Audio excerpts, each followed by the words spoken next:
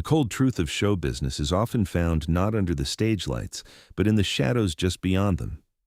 It was a bitter January night in 1974 when a 65-year-old stagehand, his hands trembling from decades of heavy equipment work and quiet desperation, placed a worn union card and a stack of forged pay stubs on Dick Cavett's dressing room table.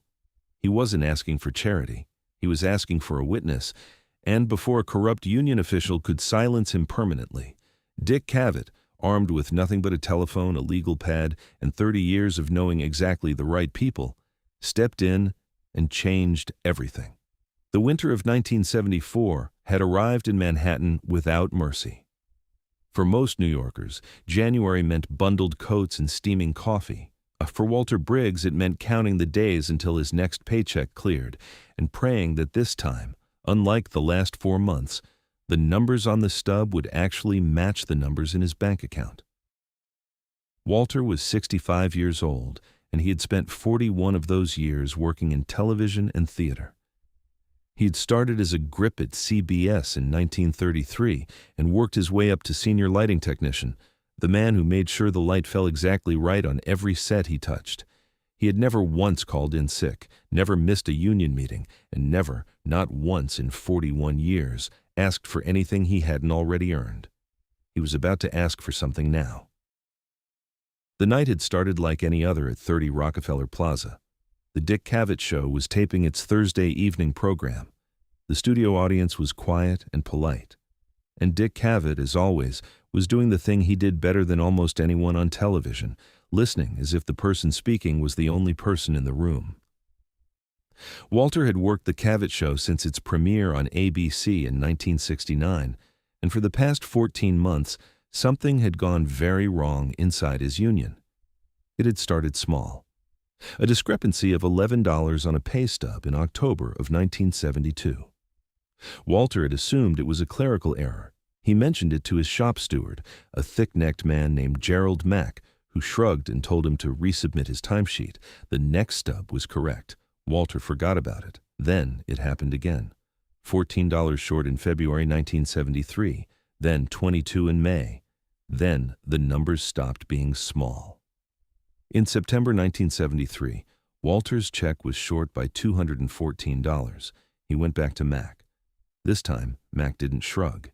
He leaned forward and told Walter, with a smile that didn't reach his eyes, that the discrepancy was the result of a new administrative fee.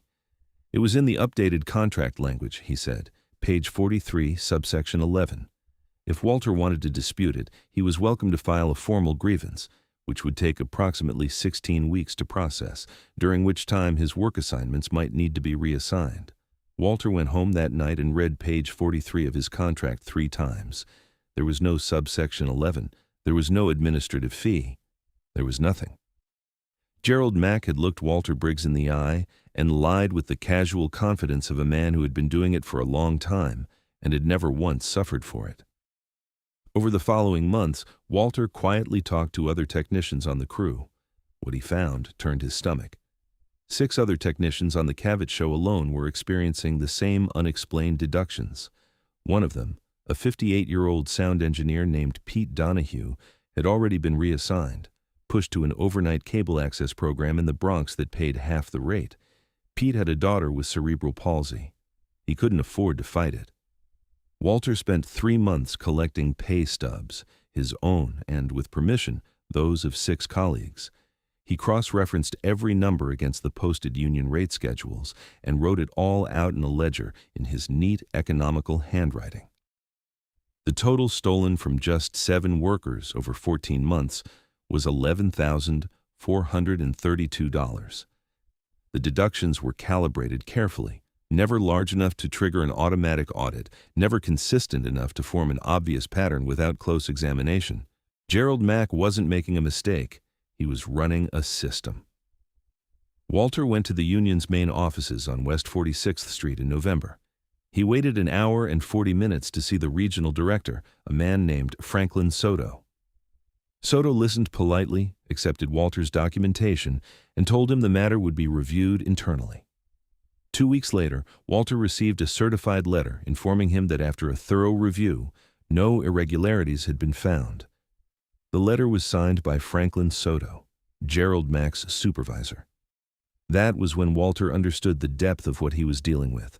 He couldn't go to the press, not without risking everything. A 65-year-old technician accusing a union official of embezzlement was not a story most newspapers would rush to print. Walter had the paper trail, but he had no lawyer, no connections, and no voice that anyone in power would take seriously.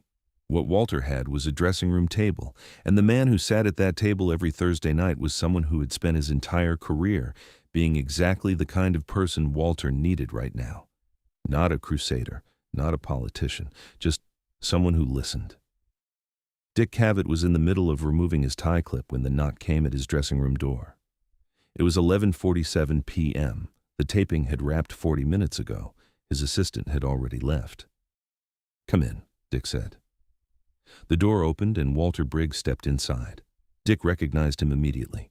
He knew Walter as the man who always arrived first and left last, who never complained about the heat from the overhead rigs, and who had once, without being asked, adjusted the entire lighting setup for a wheelchair using guest before anyone on the production team had even thought to mention the issue.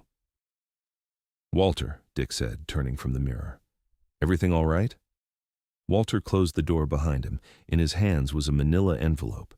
His face was composed in the way that older men sometimes compose themselves before saying something that cost them. "Mr. Cavett," Walter said, "I apologize for the hour. I wouldn't be here if I had any other place to go." He set the envelope on the dressing room table and opened it. Dick Cavett had a habit of going very still when something important was happening. Not frozen, just still, present. The way a good interviewer learns to be present. He went still now as Walter began to speak. It took Walter 22 minutes to explain everything. He was precise and unsentimental. He laid the pay stubs out in chronological order. He showed Dick the ledger. He explained Mack, Soto, the reassignment of Pete Donahue, and the certified letter. He didn't ask for sympathy.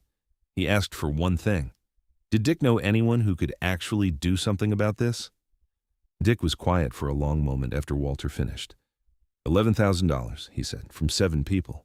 "That we know of," Walter said. "I believe there are others, on other shows. I just don't have their paperwork." Dick looked at the stubs laid out across his table. He picked one up, set it down. Then he reached for his legal pad and uncapped a pen. "Sit down, Walter," he said. "Start from the beginning. I need every name, every date, and every number. Don't leave anything out." What Walter didn't know was that Dick Cavett had spent the better part of the previous decade cultivating one of the most quietly formidable contact lists in American media. Not the kind of contacts who attended the same parties, the kind who answered the phone at midnight. The first call Dick made the next morning was to a man named Robert Stein, a labor attorney who had spent 20 years prosecuting union corruption cases for the Department of Labor before entering private practice. Dick explained the situation in 9 minutes. There was a pause on the line. "How solid is the documentation?" Stein asked. "Immaculate," Dick said. "This man kept records like he was going to testify before Congress." "He might be," Stein said. "Can you get me in a room with him today?" The second call Dick made was to Carol Ashworth, a labor and organized crime reporter at the New York Times. He didn't give her names yet. He asked a single hypothetical question about what documentation would be required to substantiate a union embezzlement story at a major television network. She answered the question and then asked if he was calling hypothetically. He told her he would call her again in 72 hours. Robert Stein met with Walter and filed a formal federal complaint with the Department of Labor's Office of Labor Management Standards on January 22, 1974. The complaint named Gerald Mack and Franklin Soto by name and included Walter's complete documentation as evidence. Stein then subpoenaed the union's financial records for the previous 3 years. What they found went considerably beyond $11,000. Gerald Mack had been running his scheme across 14 productions, not just the Cavett Show, but 2 soap operas, a Broadway production company, and a radio network. The total stolen over 3 years was estimated at over $94,000. Soto had received a cut of every dollar, transferred through an account registered to a property management company in Mack's wife's name. The scheme targeted workers who were close enough to retirement to be reluctant to risk their remaining years, and junior enough in seniority that their complaints carried little institutional weight. It targeted people who had spent their entire lives trusting the system that was supposed to protect them. Pete Donahue was the first person Stein called after the subpoena results came back. He was working the overnight shift in the Bronx when the call came. His daughter was home with a night aide. He had not spoken to anyone at Local One since his reassignment, afraid that even a phone call might cost him the reduced rate he was earning. When Stein explained what had been uncovered and told him he would be entitled to back pay plus damages, Pete Donahue sat down on a cable case in the middle of the studio floor and did not speak for almost a full minute. "Is this real?" he said finally. "It's real," Stein said. "Walter Briggs made sure of that." Gerald Mack was arrested on February 14, 1974, charged with embezzlement and wire fraud. Franklin Soto was arrested 4 days later. The case was covered by the New York Times on February 19th in an article written by Carol Ashworth, who had received a call from Dick Cavett at exactly 71 hours after their first conversation. The article did not mention Dick's name. He had specifically asked Carol to leave him out of it. Walter Briggs was quoted at length. Pete Donahue was quoted. "The story was theirs," Dick said. He had only made a few phone calls. On the evening of February 21st, 2 days after the article ran, Dick Cavett walked into Studio 6A at 30 Rockefeller Plaza for the evening's taping. Walter Briggs was at the lighting board, as he had been every Thursday for 5 years. Dick walked across the studio floor, past the cameras, past the band setup, past the rows of studio seats. He walked to the lighting board and stood next to Walter for a moment. The crew watched, unsure what was happening. Dick said nothing dramatic. He extended his hand. Walter shook it. That was all. The studio erupted in applause. Gerald Mack was convicted on 11 counts of embezzlement and sentenced to 4 years in federal prison. Franklin Soto pleaded guilty to 2 counts of conspiracy and received a suspended sentence and a substantial fine. The Department of Labor ordered Local One to repay all affected workers in full with interest.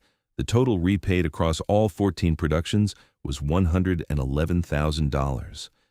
Walter Briggs received a check for $6,244, the full amount of his documented losses plus 18 months of interest. He used part of it to buy a new watch. The rest went toward a small house in Queens, which he shared with his sister for the last 12 years of his life. Pete Donahue was reinstated to the Cavett Show 3 weeks after Mack's arrest. He worked there until the show ended, then followed Dick to CBS and later PBS, retiring in 1981. His daughter attended a specialized school in Connecticut for 4 years, funded in part by the back pay settlement. She went on to become a physical therapist. The Department of Labor's investigation into Local One led to a broader audit of IATSE locals across 4 states, uncovering similar schemes in Chicago, Los Angeles, and Philadelphia. The reforms that followed, mandatory independent financial auditing of local union accounts and whistleblower protections for members who reported discrepancies, were directly traceable to the complaint Robert Stein had filed on Walter's behalf in January 1974. 40 years later, Dick Cavett was asked in an interview what he considered the most meaningful thing he had done in his professional life. The interviewer assumed he would name a broadcast, the Jimi Hendrix interview, the debates he had hosted, the long conversation with Marlon Brando. Instead, Dick said, "There was a man who came to my dressing room one January night with a manila envelope. He'd been keeping records for a year and a half because he knew something was wrong and he didn't know who else to trust. All he needed was someone to make a few phone calls.